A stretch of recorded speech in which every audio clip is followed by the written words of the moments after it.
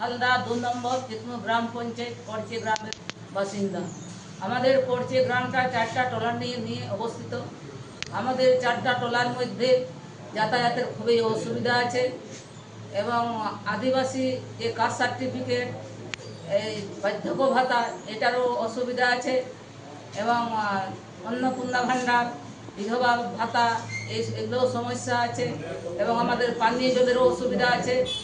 আর আমাদের যে ইলেকট্রিক সব মানে যে ডিহালিগুলোর আমাদের এখনো বাকি আছে, সেগুলোতে আমাদের মানে সোলারের দরকার। আর আমাদের